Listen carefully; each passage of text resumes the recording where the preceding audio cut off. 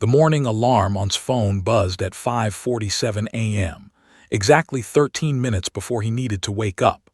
This was deliberate. Those 13 minutes were sacred, his transition time between the peaceful world of sleep and the unpredictable chaos that awaited him on the Portland streets. Lay in his bed, staring at the ceiling of his modest apartment, listening to the distant sound of traffic beginning to build on the highway 3 blocks away. At 42 years old, Detective had learned that these quiet moments were currency in his line of work. They grounded him. They reminded him that there was still a world of normalcy before he stepped into the darkness that his job demanded he confront. He finally rose, his back cracking slightly as he stretched. 7 years of partnership with had taken its toll on his body. All those early mornings, the endless walking through crime scenes, the physical demands of police work. But wouldn't trade a single one of those aches for anything. Was worth it. Was everything. Padded into his kitchen and started the coffee maker, the familiar ritual playing out like a well-rehearsed dance.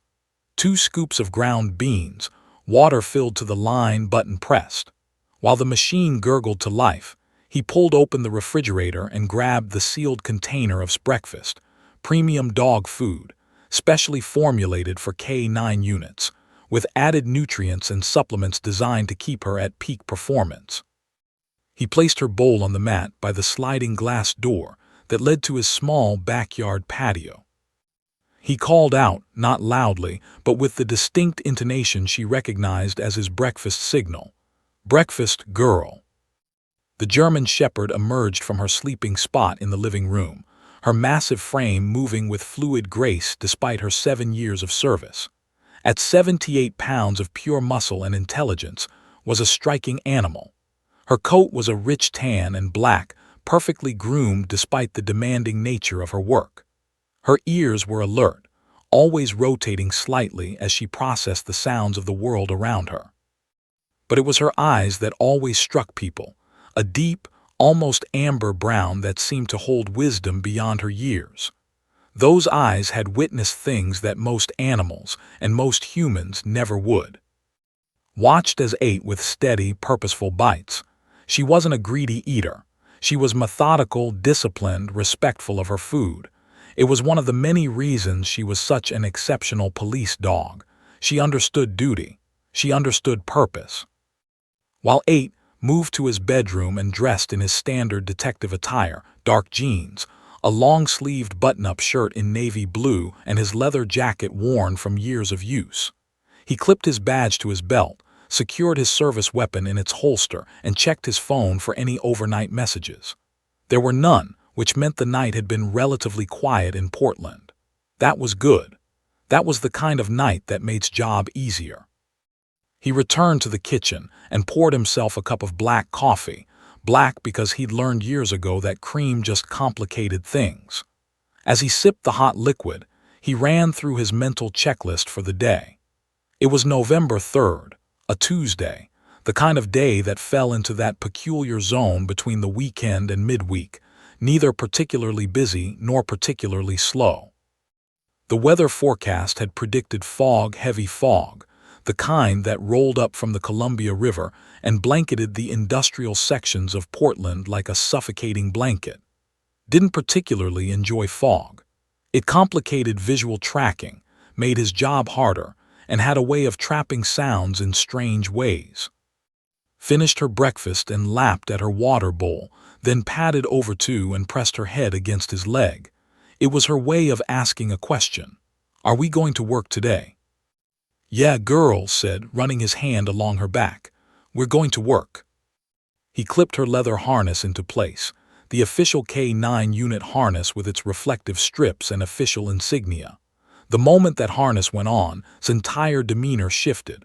Gone was the domestic pet. In her place stood a working animal, focused and ready. It was remarkable to witness, this transformation that happened with the simple act of putting on her gear. Had tried to explain it to people countless times, but they rarely understood. It was like understood that the harness was a symbol of her purpose, her duty, her calling. At 6:45 a.m., drove his patrol car toward the Portland Police Department's main precinct. The morning fog was exactly as predicted, thick and heavy, reducing visibility to barely 50 feet in some areas. The streetlights were still on, their amber glow softening the harsh edges of the city's industrial landscape. Sat in the back of the patrol car, separated from by the protective cage, her nose occasionally twitching as she caught scents carried on the foggy air. Had been a detective for 18 years and a K-9 handler for 7 of those years. During his tenure, he'd worked with 2 other dogs before, competent animals, both of them, but neither had possessed particular gift. She had an almost supernatural ability to perceive things about the environment that other dogs seemed to miss. It was as if she existed on a different frequency than the rest of the world, attuned to subtle shifts in air pressure, to scents that layered on top of each other like invisible palimpsests, to the electromagnetic hum of human emotion itself. The department had never officially documented this ability. How could they? It fell outside the parameters of standard canine training and capability, but knew, and the other officers knew, that was special in ways that science couldn't quite measure. When arrived at the precinct parking lot at 7:15 a.m., the fog was still heavy. His radio crackled to life as he signed in, and dispatch reported on overnight incidents, nothing serious, nothing that required immediate attention. It was shaping up to be a routine day. Settled into his desk, reviewed some paperwork from ongoing cases, and waited for the assignment that would set the day in motion. At 8:30 a.m., his phone buzzed with a message from Captain Williams. Warehouse District, suspicious activity reported, check it out, routine sweep. Felt something shift in his stomach, not fear exactly, but a kind of anticipation. Often picked up on his moods, reflecting them back at him like a mirror. As he stood up and grabbed his jacket, preparing to take back to the patrol car, he noticed her watching him intently. Her tail wasn't wagging. Her ears were slightly forward, her body posture slightly tense. Something in the day had changed. Something felt different. But couldn't put his finger on what it was. He only knew that the routine assignment suddenly felt weighted with something else, something heavier, something darker. He clipped the leash to his harness and headed toward the parking lot. The fog swirled around them as they walked, thick and obscuring, as if the day itself was holding its breath for what was about to unfold. The industrial district of Portland was a ghost town in the morning fog. Drove slowly through the streets, past closed warehouses and shuttered loading docks, his headlights barely penetrating the wall of white mist that surrounded them. The radio crackled occasionally with other units checking in throughout the city, but out here, in this section of abandoned industry, it felt like he and were the only 2 people alive. Had worked this district dozens of times over the years. It was a transitional area, once the beating heart of Portland's manufacturing industry, now mostly forgotten, slated for eventual gentrification that hadn't quite happened yet. The warehouses here were massive concrete structures, relics of a different era, their windows either boarded up or completely missing, their roofs sagging with age and neglect. Graffiti covered many of them, layers upon layers of tags from different crews and eras, creating a palimpsest of urban decay. The fog made everything feel more ominous, more threatening. Could barely see 20 feet in front of his vehicle. Shapes loomed out of the mist, a rusted dumpster, a stack of wooden pallets, an old delivery truck with flat tires and a shattered windshield. Every shadow seemed to contain possibility, every sound muffled and distorted by the thick air. He pulled into a small parking area near the center of the district, where several warehouses clustered together. According to the dispatch report, a jogger had reported seeing suspicious figures moving between the buildings around midnight the previous night.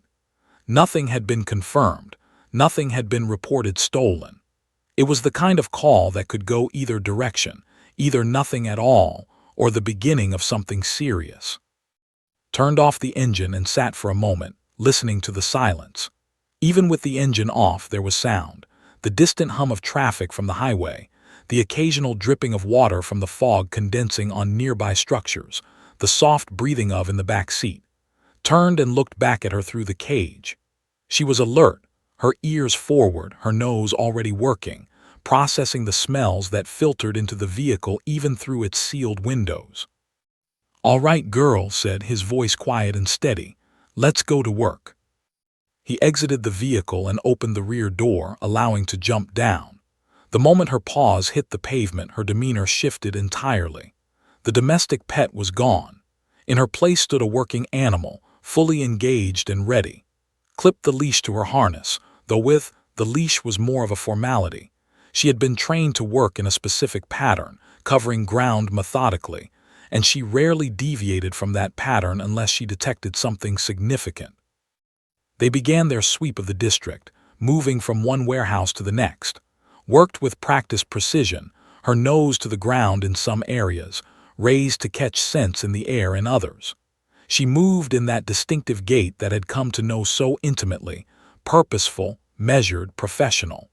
Her ears rotated constantly, processing the minimal sounds the fog-shrouded morning offered. For the first 20 minutes, everything was routine. Checked doorways, sniffed around loading docks, investigated dumpsters and storage areas. She found traces of human activity, old scent trails, nothing fresh, nothing that suggested recent presence. Followed along, his hand resting lightly on the leash, his eyes scanning the surrounding area for anything out of place. The fog was so thick that he felt slightly claustrophobic, as if the world beyond their immediate vicinity had ceased to exist. They moved deeper into the warehouse district, away from the main parking area. The buildings here were larger, older, more deteriorated. Some of them looked like they hadn't been entered in decades. Found himself thinking about the history these structures contained, all the workers who had passed through them, all the goods that had been manufactured or stored here, all the hopes and dreams that had been tied to this now abandoned industrial landscape. That's when behavior changed. It wasn't dramatic at first, just a subtle shift in her posture, a slight acceleration in her pace.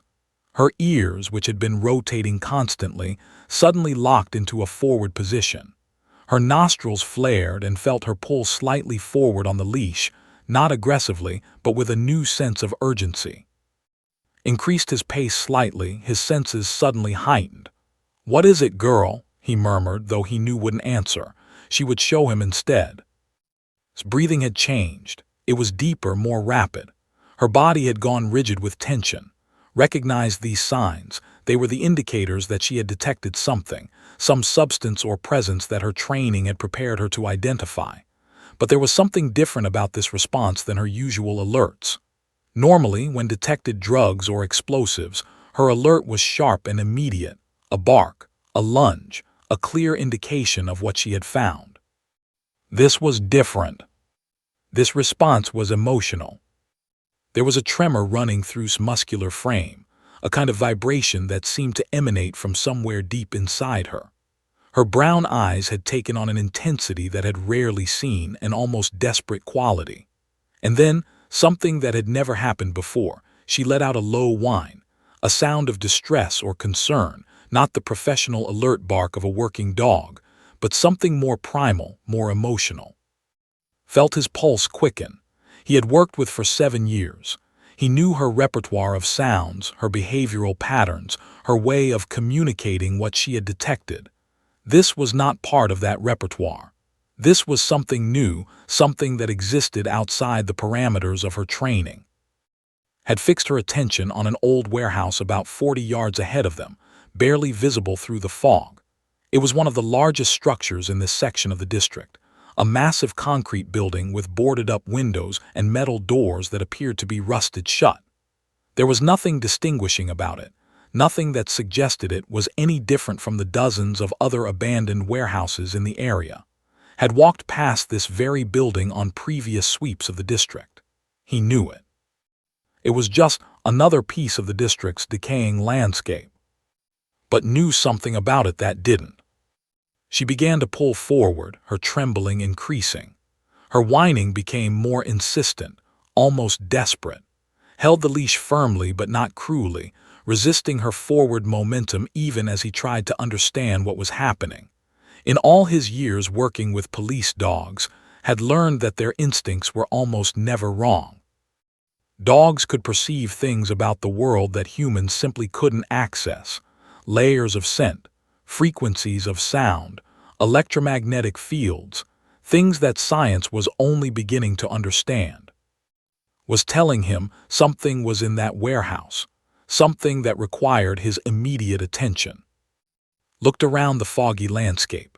There was no one else visible, no other officers, no one who could corroborate what he was about to do. The fog felt heavier now, pressing down on him, muffling the world. He was aware, acutely aware, that he was about to deviate from the routine sweep. He was about to follow his dog into unknown territory based on nothing more than her behavior, but had learned, over 7 years of partnership, to trust his instincts above almost everything else. He took a breath, tightened his grip on the leash, and began walking toward the warehouse. The fog swirled around them as they approached, and felt his hand instinctively move toward his radio, toward his weapon, toward all the tools he had been trained to use in case things went wrong. His whining continued, a sound so filled with urgency, with desperation, that it chilled to his core. Something was in that warehouse, something that needed them to find it. And deep in his gut, knew that whatever awaited them beyond those rusted metal doors was going to change everything. They approached the warehouse slowly, eyes scanning every surface visible through the fog. The building loomed before them, massive and imposing, a concrete monolith that seemed to absorb the fog around it rather than having it move past it. This close could see the details he'd missed from a distance: the broken windows, the rust bleeding down the metal doors in streaks like tears, the faded, no trespassing signs that hung at angles from the wall, their edges curled and weathered by years of exposure. His trembling had intensified. The dog's entire body was vibrating with barely contained energy, her whining now a constant, almost keening sound that made the hair on his neck stand on end. She wasn't pulling aggressively. She never did. But the tension in the leash was unmistakable. This was a dog working with absolute certainty, communicating to her handler with every fiber of her being that something critical lay behind these concrete walls. Tried the main entrance first, approaching the metal door that hung slightly crooked on its hinges. The chain wrapped around the door handles was thick, industrial grade, the padlock securing it a heavy brass mechanism that had begun to oxidize. The door itself was solid steel, impossible to force without tools or backup. Pulled at it anyway just to be sure, and felt it rattle slightly but hold firm. "Okay, girl," murmured, his hand on his head, feeling her tremors. "Let's find another way." They moved around the perimeter of the building, pulling forward with increasing insistence. The fog swirled around them, creating strange shapes and shadows. His hand never left his weapon. His eyes never stopped scanning. He had worked in law enforcement long enough to know that abandoned warehouses often harbored dangers: homeless individuals, drug users, criminals using the space for illegal purposes. He had no idea what they were walking into, and that uncertainty kept him alert. The side of the warehouse was marginally better preserved than the front, but only just. Most of the windows were sealed with plywood, nailed and boarded tight. But then saw it, a section of plywood that wasn't quite flush against the window frame. The nails had loosened or corroded, and the board was slightly warped, creating a gap of perhaps 3 or 4 inches where light could theoretically filter through. Or where, realized with a jolt, sound could theoretically escape from.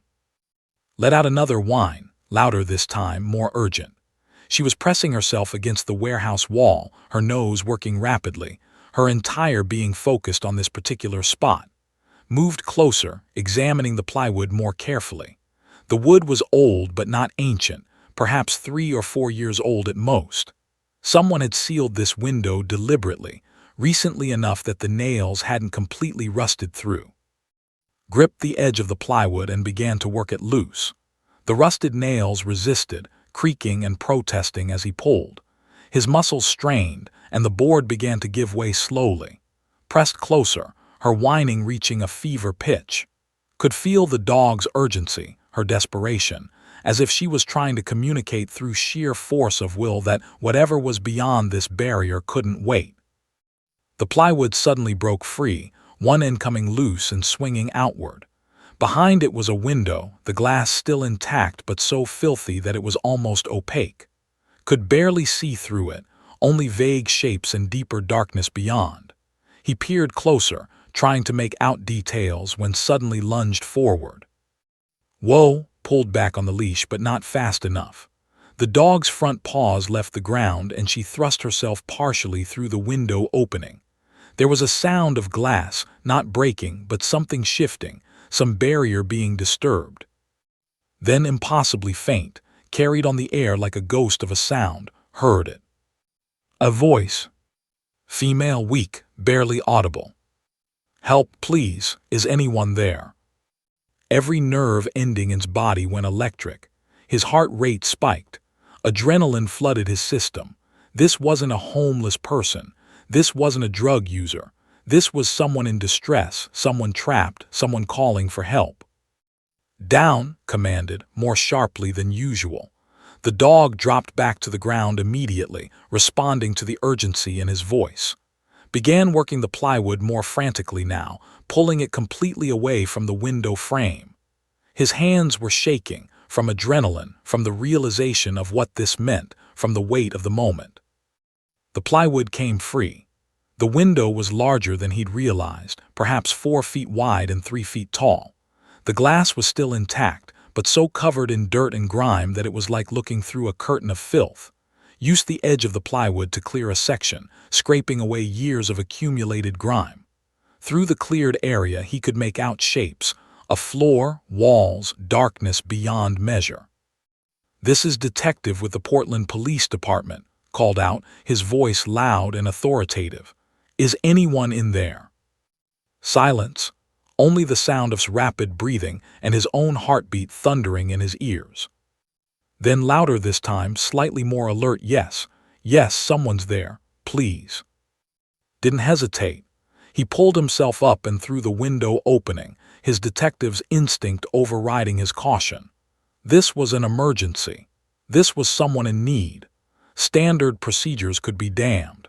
He dropped down into the darkness on the other side, his flashlight coming immediately to hand as he activated it, its beam cutting through the suffocating blackness. Behind him, he heard frantic scrabbling as she too pulled herself through the window. The dog landed beside him with a soft thud and immediately took off deeper into the warehouse, her dark shape disappearing into the shadows faster than could follow. He called, but the dog didn't stop. He ran after her, his flashlight beam bouncing wildly across the interior landscape of the warehouse, old machinery, abandoned equipment, the skeletal remains of industrial infrastructure. The darkness was absolute except for his flashlight, and the warehouse seemed to stretch on forever, a maze of shadows and forgotten purpose. The voice came again, closer now, more desperate. "Please, I'm down here. I can hear you." The realization hit like a physical blow. Down. The voice was coming from below. There were stairs. He could make out their shape now in his flashlight beam, leading downward into deeper darkness. Had already found them and was descending rapidly, her nails clicking against concrete steps. Followed, taking the stairs 2 at a time, his heart pounding so hard he thought it might burst from his chest. At the bottom of the stairs was a corridor lined with doors. Old storage rooms, probably from decades past, but had stopped at one door, a heavy metal door, reinforced and locked. The dog was pawing frantically at the bottom, whining continuously, her entire body pressed against the barrier. That's when saw it, the chain wrapped around the door handles, the padlock securing it from the outside. Someone had locked this door, from the outside, which meant someone had locked someone inside. "I'm here," called out, his voice loud in the confined space. "I'm here. Who are you? What's your name?" From behind the door came a sound that would haunt for the rest of his life. A woman's voice, broken and trembling, speaking words that cut right through to his soul. "Please, don't leave me, please. I don't want to die alone. Hands shook as he examined the padlock securing the metal door. It was old but heavy-duty, the kind used in industrial settings, and it had been locked tight for God only knew how long. His mind raced with possibilities and implications. A locked door. From the outside, someone deliberately imprisoned in this basement. Someone who had been calling out for help in a voice so weak it was barely a whisper. "Hold on," called through the door, his voice steady even though everything inside him was screaming. "I'm going to get you out, just hold on." He pulled his bolt cutters from his utility belt, a tool he'd carried for years but rarely needed. The chain was thick, rust-corroded but still structurally sound. Positioned the cutters around one of the links and squeezed with all his strength. His shoulders burned with the effort. For a moment, nothing happened. Then, with a crack that echoed through the basement corridor, the chain gave way. His barking had intensified, not in aggression but in something that sounded almost like desperation. The dog was pressing herself against the door, whining and pawing, her entire body communication absolute urgency. Had never seen her like this, so emotionally engaged, so completely focused on a single goal beyond her training parameters. Gripped the door handle and pulled. It resisted at first, the hinges protesting from years of neglect, then suddenly swung open with a groan of metal on metal. The smell hit him first, a combination of stale air, human waste, mold, and something else he couldn't quite identify. It was the smell of confinement, of human desperation, of a living nightmare. His flashlight beam cut through the darkness, illuminating the small concrete room beyond. It was approximately 12 feet by 10 feet, with concrete walls and a low ceiling. There was no furniture, no toilet, no sink, no indication that anyone had considered the basic needs of the human being locked inside. And huddled in the far corner, illuminated by his flashlight beam, was a woman. His breath caught in his throat. She was skeletal, not metaphorically but literally. Her frame was so thin that she appeared almost two-dimensional, just skin and bones arranged in a vaguely human shape. Her hair was matted and filthy, caked with what looked like months of neglect. Her clothes, once probably normal street clothes, hung on her frame like rags, stained with dirt and bodily functions.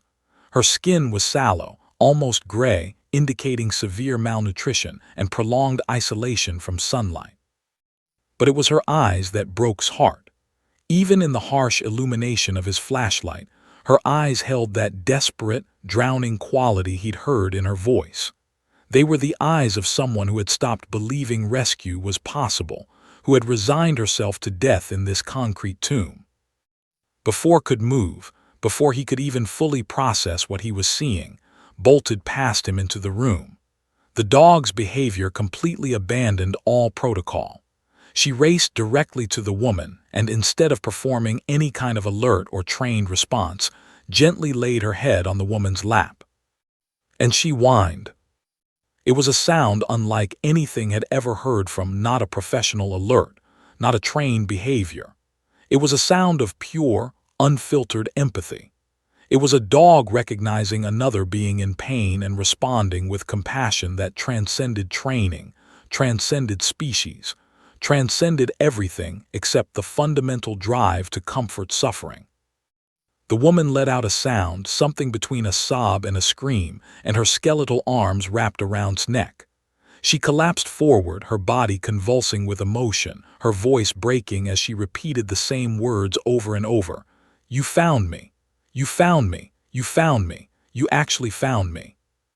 Stepped into the room, his detective's mind details even as his human heart was breaking. There was no toilet facilities. There was no water source visible.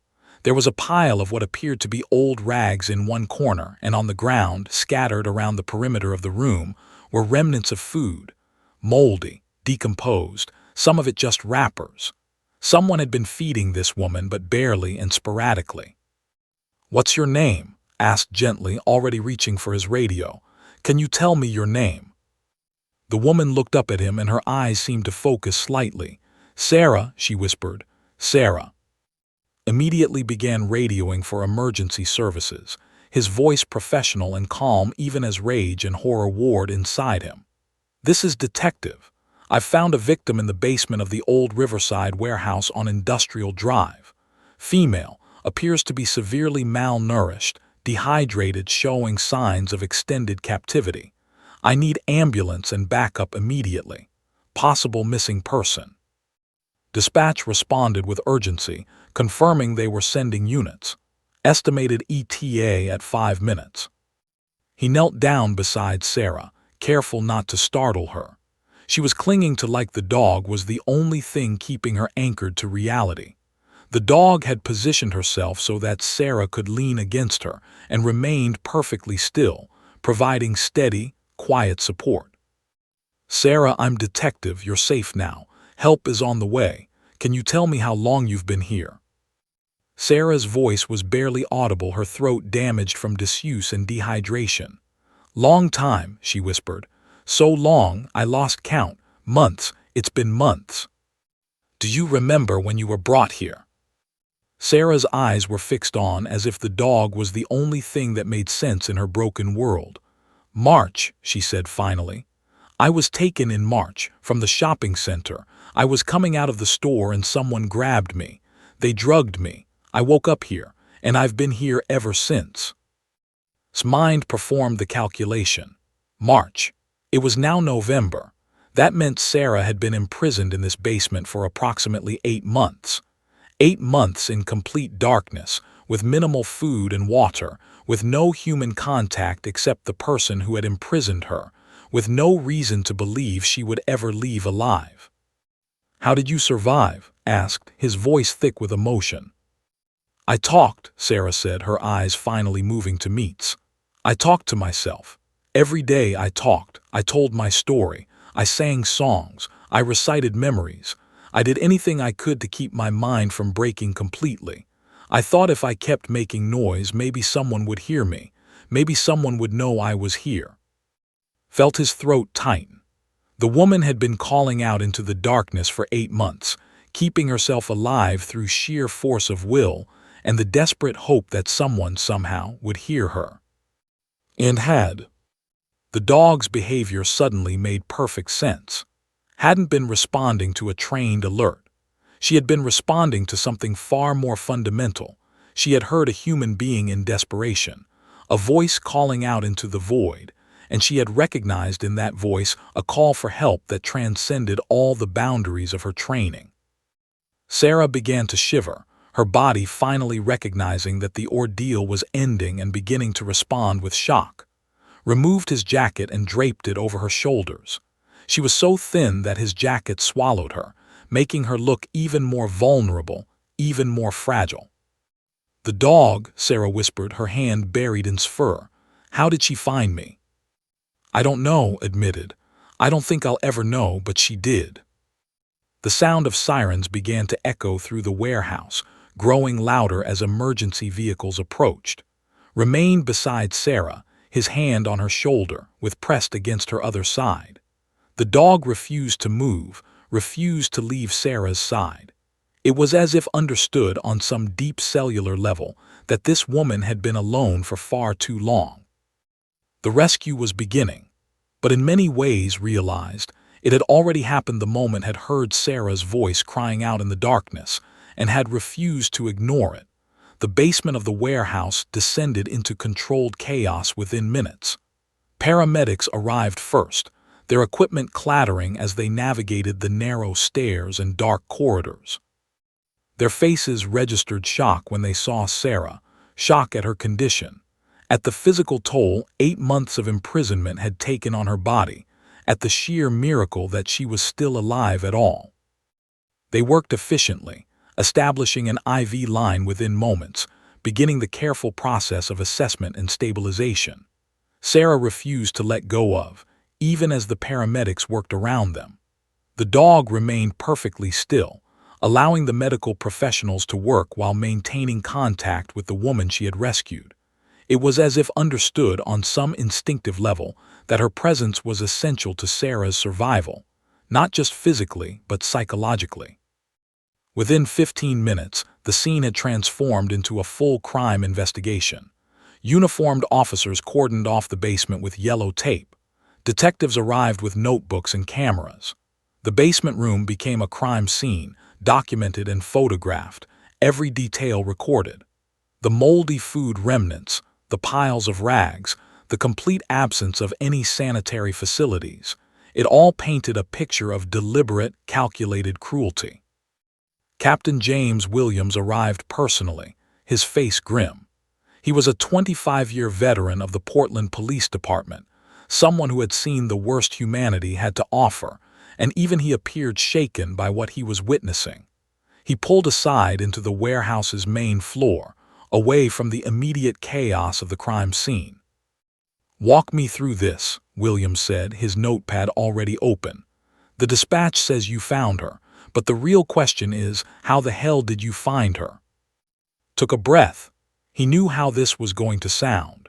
He'd already rehearsed it in his mind, trying to find words that would make sense of something that fundamentally didn't make sense. Said simply, "She knew something was wrong. She led me to this building."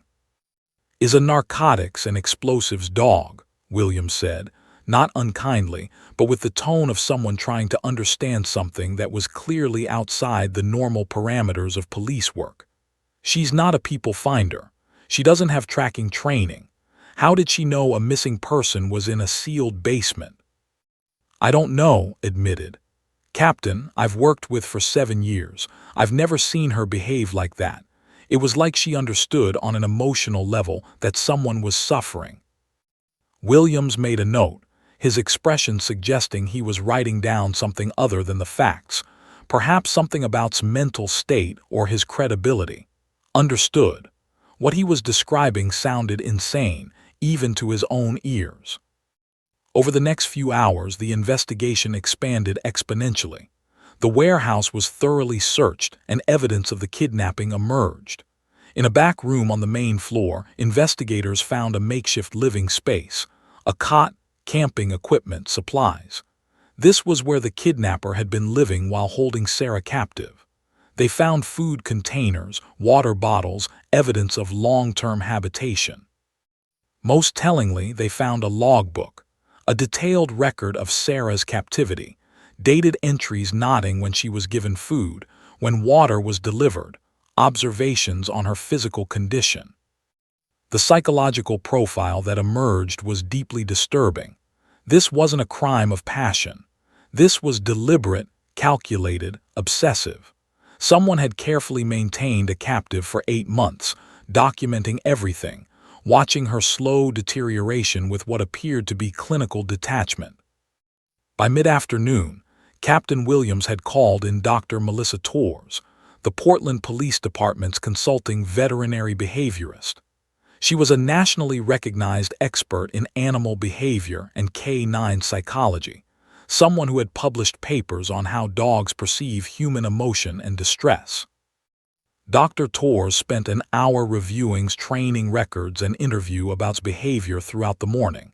She asked detailed questions. What exactly had been doing when she first detected Sarah?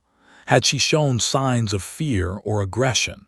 Had she responded to any specific scent? What was her body language communicating? When had finished explaining, Dr. Torres sat back in her chair, removed her glasses and rubbed her eyes. "This is extraordinary," she said finally.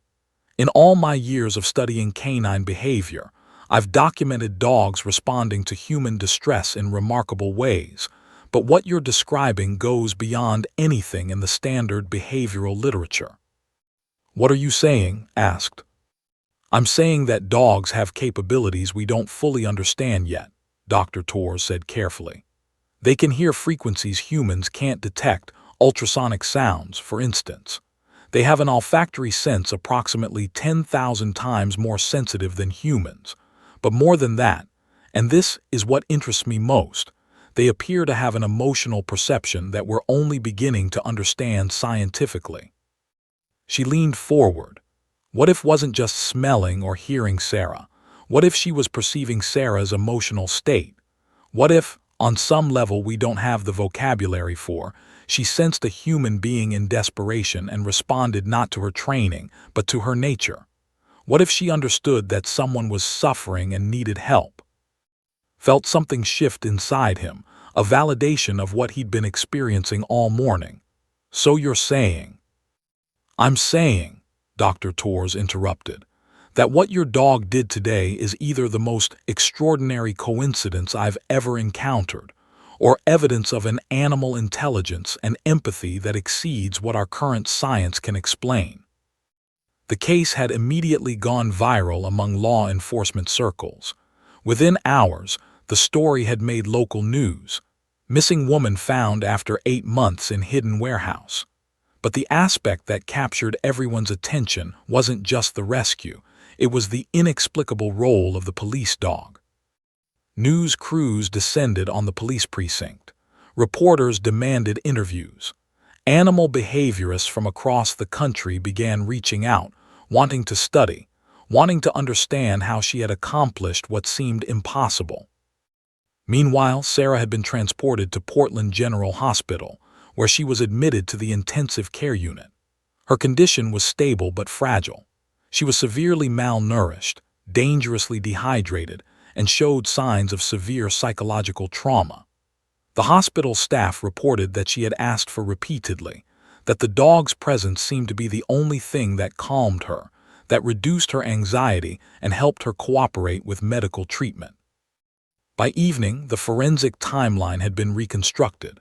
Sarah, age 28, had been abducted from a shopping center parking lot in March. Security footage showed her being forced into a vehicle by an unidentified male suspect. The vehicle had been traced to a rental property, but by the time police arrived, the property had been abandoned, cleaned out. The kidnapper had deliberately left the warehouse on the day found Sarah, the morning of November 3rd. According to the logbook he had written, "Day 244. Subject is failing. Consumption has decreased. Vitals declining. Time to move on." Forensic analysis would later confirm what those entries meant. Sarah had approximately 48 hours of viable survival remaining. The kidnapper had grown tired of his captive and had abandoned her to die alone in the basement, and had arrived within 4 hours of that deadline. The coincidence was so narrow, so improbable that it rational explanation. And yet it had happened. The impossible had become real, documented, captured in photographs and testimony and forensic evidence. As sat in the captain's office that evening, reviewing the day's events, one question kept returning to his mind, unanswered and unanswerable. How had known? The answer, he was beginning to suspect, existed in a realm that science hadn't yet found language for. The hospital room was sterile and white, filled with the soft beeping of monitors and the hum of various medical equipment. Sarah lay in the bed, connected to IVs and oxygen, her skeletal frame almost invisible under the white hospital blankets. She had been admitted 72 hours ago, and in that time, the medical team had documented the full extent of the damage her 8-month captivity had inflicted. Malnutrition had ravaged her body. Her BMI was dangerously low, her muscles atrophied from months of confinement and inactivity. She had been living on approximately 400–500 calories per day, roughly 1/5 of what a healthy adult required. Her hair had begun falling out in clumps. Her teeth showed signs of deterioration. Her skin had a grayish quality that suggested organ stress and systemic failure. But the physical damage, the doctors agreed, was manageable. The human body was remarkably resilient, capable of healing from extraordinary trauma. What concerned them more was Sarah's psychological state. She hadn't spoken much in the first 48 hours. The hospital psychologist documented severe PTSD symptoms, night terrors, dissociative episodes, profound anxiety, and what appeared to be depersonalization. When she did speak, her voice came out thin and fractured, as if the act of vocalization itself had become foreign to her. Everything changed when they brought in. The hospital administrator had initially resisted. There were policies against animals in the intensive care unit, protocols about sanitation and cross-contamination, but had pushed back gently but firmly. He had explained what he'd witnessed in the basement, How it saved not just Sarah's life, but her reason for living. He had explained that in his professional assessment as a K-9 handler, his presence was essential to Sarah's recovery. The administrator, moved by the story and recognizing the extraordinary nature of the situation, had made an exception. When entered the hospital room, Sarah's entire body seemed to recognize something her conscious mind hadn't fully processed. Her eyes, which had been fixed on some distant, unreachable point, suddenly focused. Her breathing, which had been shallow and irregular, deepened and steadied. Her skeletal hand reached out immediately, her fingers seeking the warmth of the dog's fur. Approached the bed with the same gentle deliberation she had shown in the basement. The dog jumped onto the mattress, something she had never been trained to do, something that violated every protocol about police K-9s, and carefully positioned herself beside Sarah. The dog didn't rest her full weight on the bed. Instead, she lay alongside Sarah, her body parallel to the woman's, close enough to touch but not crushing the fragile human form. And in that moment, something profound shifted in Sarah's physiology. Nurses monitoring her vital signs noticed it first: the reduction in cortisol levels, the normalization of her heart rate, the decrease in anxiety markers. Sarah's breathing synchronized with, as if the dog's rhythm was teaching her how to exist in the world again, one breath at a time. That night sat with Sarah while rested against her side. Sarah had finally begun to speak about her experience and recorded her account, both for the official investigation and because he sensed that Sarah needed to externalize her trauma, to transform the private horror into something documented and real. "I don't remember much about the kidnapping itself," Sarah began, her voice still weak but growing stronger as presence seemed to anchor her. "There was a man. He came up beside me in the parking lot. I remember smelling something chemical, chloroform, I found out later. I remember confusion. Then nothing until I woke up in that basement." She paused, her hand moving to stroke's fur. The dog's eyes remained half-closed, but her awareness of Sarah was absolute. "The first week I thought he was going to kill me," Sarah continued. "I thought I was going to die down there, but then I realized something: he wanted me alive. He came down sometimes and watched me.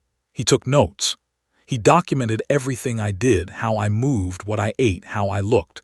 It was like I was an experiment to him, something to observe rather than something to use." "Did he hurt you?" asked gently. "Not physically," Sarah said. "At least not directly. The confinement itself was the punishment, the darkness, the isolation.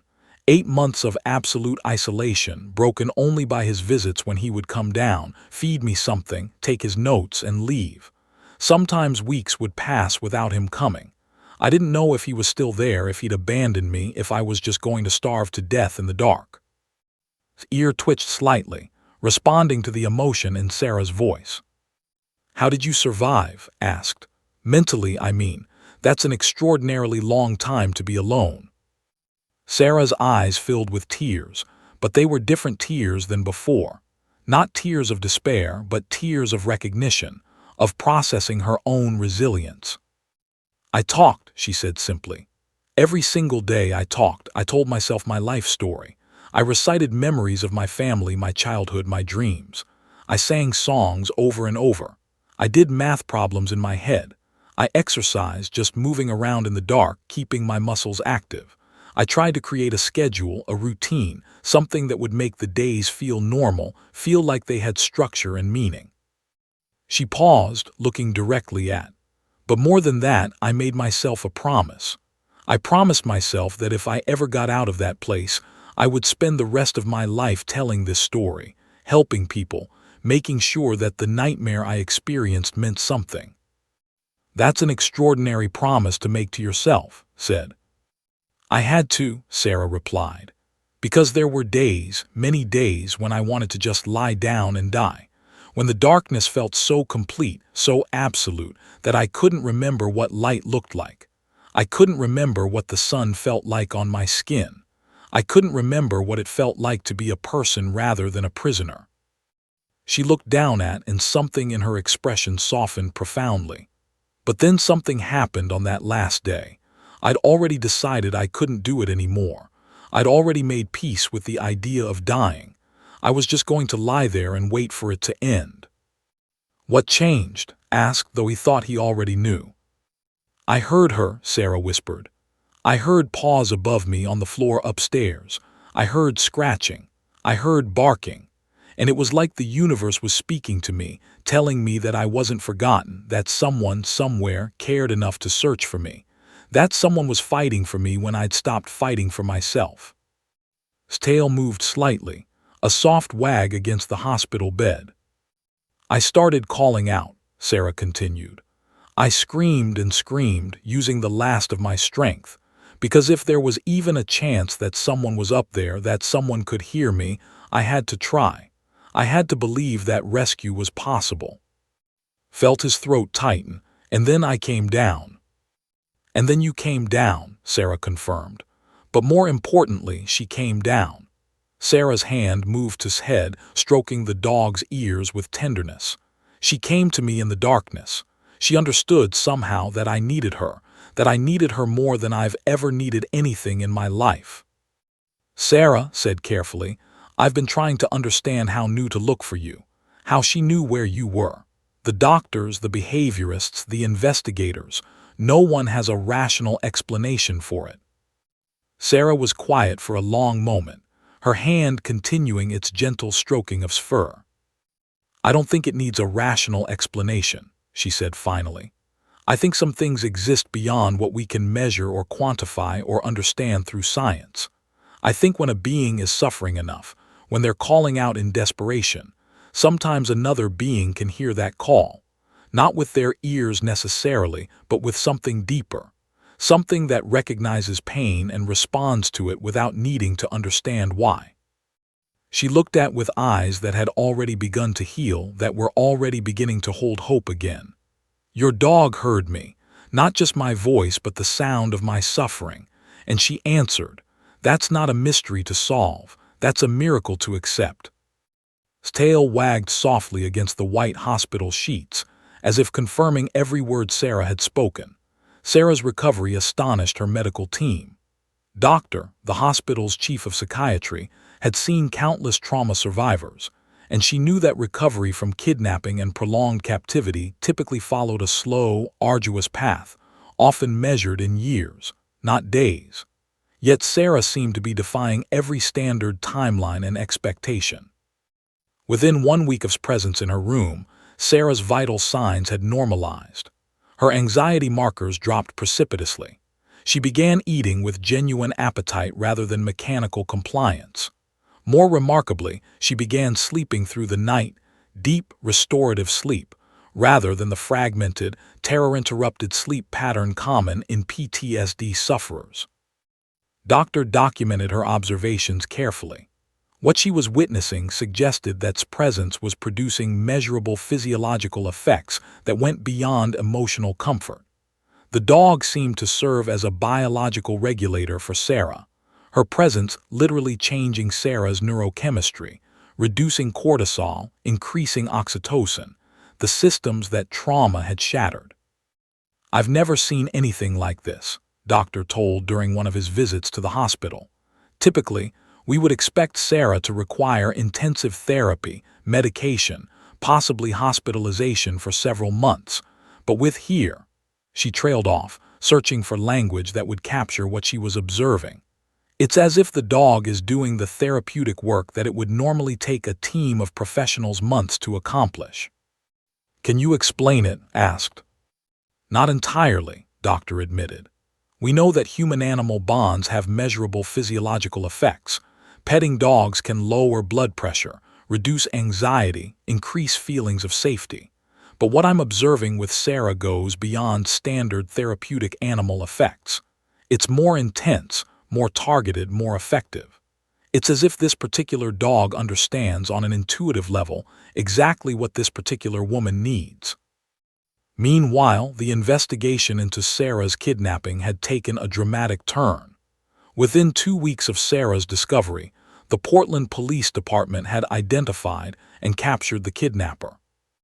His name was David Rustin, 47, a former security guard with a history of obsessive behavior and psychological instability.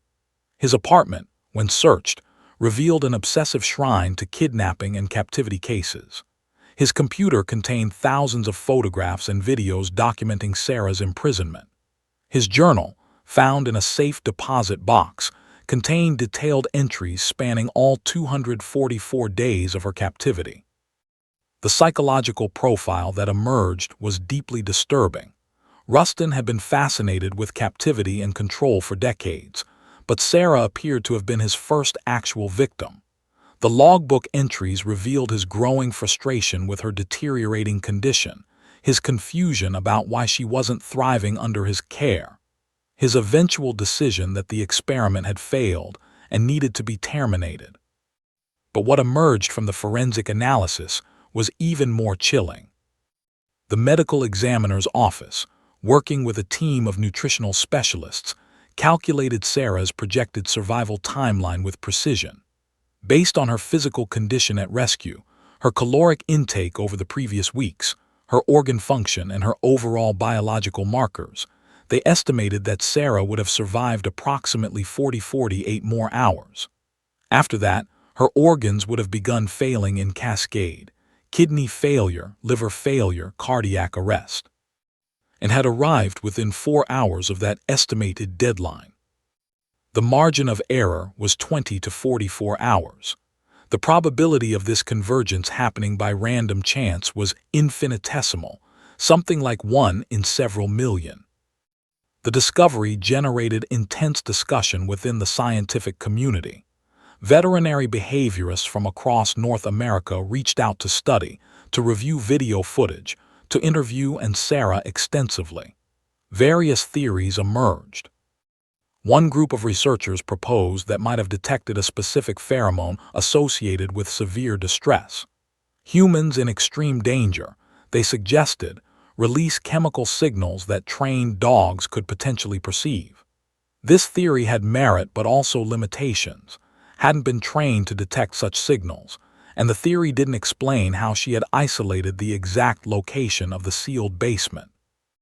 Another group suggested that the extraordinary sense of hearing might have allowed her to detect Sarah's heartbeat through the concrete walls. Dogs, they noted, could hear frequencies as high as 65,000, compared to humans' 20,000. Perhaps, these researchers proposed, had detected the subtle vibrations of a human heartbeat emanating from the building's structure. But this theory also had problems. It would require impossible acoustic precision, and it didn't explain its emotional response, which seemed to transcend mere sensory detection. A third group, drawing on emerging research in animal consciousness and empathy, proposed something more radical, that had somehow perceived Sarah's psychological and emotional state through mechanisms that science didn't yet have language for. They suggested that consciousness itself might operate across species boundaries in ways we didn't understand, that suffering might literally broadcast itself across spectrums we couldn't measure. This third theory was the most controversial and the least scientifically defensible, but it was also, suspected, the closest to the truth. By the third week of hospitalization, Sarah had progressed enough to be moved out of the intensive care unit and into a standard room. She still required careful nutritional monitoring and psychological support, but her acute medical crisis had passed.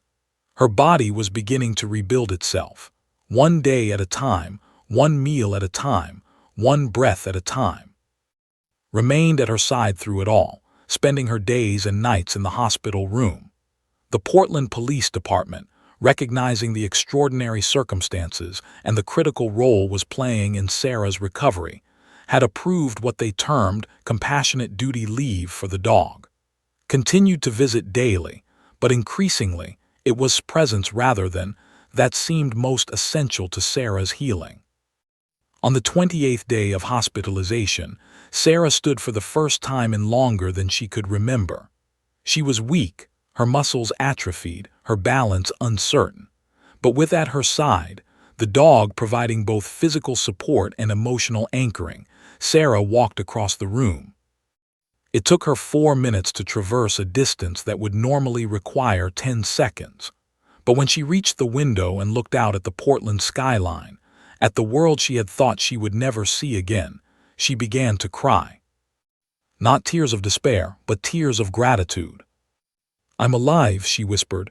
"I'm actually alive." Pressed against her leg, and Sarah's hand found the dog's head, stroking the soft fur with trembling fingers. Doctor, standing in the doorway observing this moment, made a note in her medical record. Patient demonstrates remarkable psychological resilience and capacity for recovery. Therapeutic benefits of human-animal interaction appear to exceed standard clinical interventions by significant margin. Subject remains stable, ambulatory, and emotionally engaged. Prognosis: excellent recovery trajectory. But what the medical record couldn't capture was the ineffable quality of what was occurring, the way Sarah and had become intertwined, the way they seemed to complete some missing circuit in each other's being, the way their bond seemed to operate on a frequency that transcended the normal categories of human and animal, victim and rescuer, patient and healer. Watched from the doorway as Sarah and stood together at the window, silhouetted against the Portland skyline. He thought about all the questions, the unanswered questions that science couldn't quite resolve, the mystery of how had found Sarah, the inexplicable rightness of their connection. And he realized something profound. Maybe some things weren't meant to be solved. Maybe some miracles were supposed to exist in the realm of mystery, beyond the reach of rational explanation. Maybe what had happened here was less about answering questions and more about accepting that extraordinary things occurred in the world every day, and that sometimes the only appropriate response was wonder. 10 years had transformed everything and nothing. Sarah stood in the auditorium of the Portland Police Department, her hand trembling slightly as she arranged her notes on the podium. The room was packed: police officers, journalists, medical professionals, animal behaviorists, and dozens of people whose lives had been touched by her story. Behind her, on a cushioned platform specially prepared for the occasion, lay peacefully. The dog was old now. At 17 years old, was in the twilight of her life. Her muzzle had turned completely gray. Her movements were slow, measured, careful, but her eyes remained bright, still holding that depth of wisdom that had always characterized her. Sat beside the dog, his hand resting gently on its head. 10 years. It was simultaneously an eternity and no time at all. Sarah had spent the first year after her rescue simply learning how to be a person again. The physical recovery had been straightforward compared to the psychological rebuilding. She had worked with therapists, attended support groups for trauma survivors, and slowly, painfully, reconstructed a life that could exist in the world beyond the basement. But something had shifted in her during those early months of recovery, a clarity of purpose that many trauma survivors never found. She had made a promise to herself in that basement, and she was determined to honor it. By the second year, Sarah had begun speaking publicly about her experience. She gave talks at high schools and universities. She worked with organizations focused on missing persons. She collaborated with law enforcement agencies, helping them understand the psychological profiles of kidnapping victims. By the 5th year, she had published her memoir Heard in the Darkness, How Love and a Police Dog Brought Me Back to Life. The book had become a bestseller, translated into 17 languages, adopted by universities as required reading in criminology and psychology programs. It had won multiple awards, not for its literary merit alone, but for its unflinching honesty about trauma, recovery, and the extraordinary role that it played in her salvation. But Sarah's most significant work had come through the foundation she established, the Foundation for Missing Persons. The foundation worked to improve search and rescue techniques, provided support for families of missing persons, and funded groundbreaking research into how animals could be trained to locate kidnapping victims. It had already helped locate 43 missing individuals. 43 lives saved because of what it had done for Sarah. Standing at the podium now, Sarah looked out at the assembled crowd, then turned to look at The dog's eyes met hers, and Sarah felt that same connection that had sustained her through the hospital recovery, that had transformed her from victim to survivor to advocate. "Thank you all for being here today," Sarah began, her voice strong and clear. 10 years ago, I was in a basement, in complete darkness, waiting to die. I had given up hope. I had made peace with the idea that my life was over, that no one would ever find me, that I would simply disappear and become another unsolved missing person case. She paused, gathering her emotions. But then I heard something. I heard paws on the floor above me. I heard barking. I heard a dog refusing to accept that I should be forgotten. And in that moment, my entire perspective changed. I realized that I wasn't alone. That someone, even if that someone was a dog, cared enough to search for me. Sarah stepped away from the podium and approached. She knelt down beside the elderly dog, and its tail wagged slowly, the movement requiring obvious effort but executed with complete commitment. "This is," Sarah said, her voice trembling. "This is the dog who heard my voice in the darkness. This is the dog who led Detective to a warehouse he had walked past 100 times before. This is the dog who understood somehow that I needed her, that I needed her more than I've ever needed anything in my life." The audience was completely silent. "People often ask me how did it," Sarah continued. "How did she know where I was? How did she understand that I was in danger? How did she accomplish something that every law of probability and logic?" She looked directly at the camera that was broadcasting this ceremony live to an audience of millions. And my answer is always the same: I don't know. And I don't think that's a problem that needs solving. I think we live in a world obsessed with explanation, with categorization, with fitting everything into neat scientific boxes. But sometimes, the most important things in life can't be explained. Sometimes they can only be experienced. Sometimes they can only be accepted as miracles. Had joined Sarah, and his weathered face etched with emotion. He had retired from the police force 2 years earlier, but he remains constant companion, her guardian and her friend through her final years. "Detective," Sarah said, turning to him, "I want to publicly acknowledge what you already know. Didn't save my life because she was following training protocols.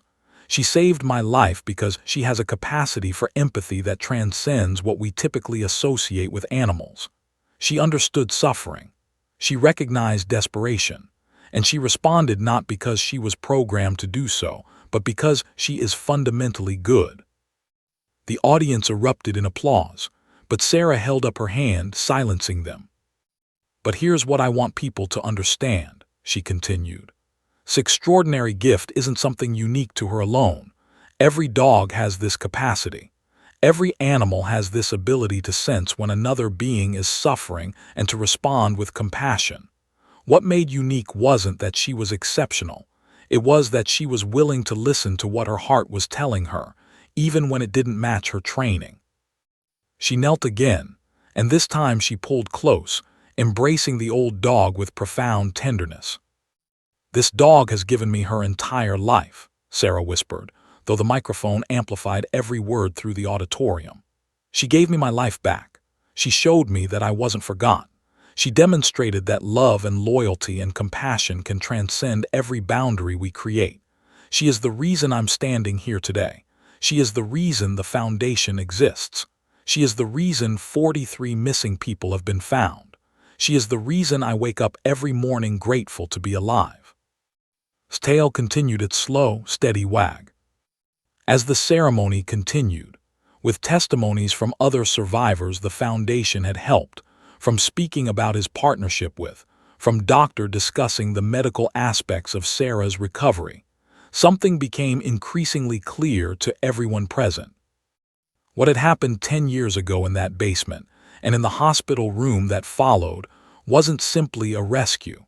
It was a meeting of two souls across the species barrier.